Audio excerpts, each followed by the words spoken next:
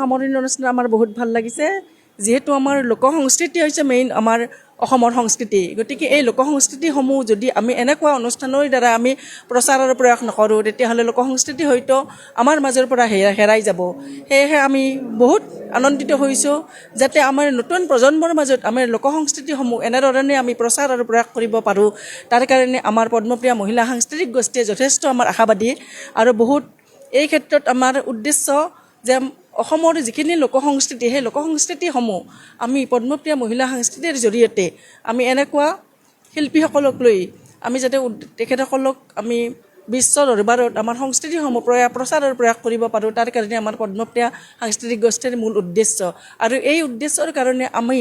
সাংস্কৃতিক পৰিক্ৰমা বিভাগৰ উদ্যোগত আৰু জিলা প্ৰশাসনৰ সহযোগত বিধানসভা ভিত্তিত আমাৰ পদ্মপ্ৰিয়া মহিলা সাংস্কৃতিক গোষ্ঠীৰ দ্বাৰা আয়োজিত আজি 15 জুলাই তাৰিখৰ পৰা 29 জুলাই তাৰিখলৈ আমাৰ আজি কৰ্মশালাখনিৰ আমাৰ চলি আছে আৰু আজি আমাৰ সামৰণি অনুষ্ঠান গতিকে এই অনুষ্ঠানটি আমাৰ বৰপেটাৰত শংকৰদেৱ শিশু নিকেতনত আমাৰ এই 15 দিন আমাৰ অনুষ্ঠিত হৈছে আজি আমাৰ সামৰণি অনুষ্ঠান গতিকে ইয়াত আমাৰ কামৰূপী লোকগীত আমাৰ পচলা পুৰাণৰ গীত নাও খেলৰ গীত চিয়া গীত আৰু অসমৰ মানে যিখিনি আমাৰ থলুৱা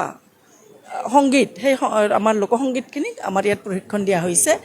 যিখিনি লুপ্তপ্ৰায় গতিকে আমাৰ প্ৰচাৰ আৰু প্ৰয়াস যাতে আমি এই লুপ্ত সংস্কৃতিসমূহ নৱ প্ৰজন্মৰ মাজত আমি বিলাই দিব পাৰোঁ তাৰ কাৰণে আমি বহুত আশাবাদী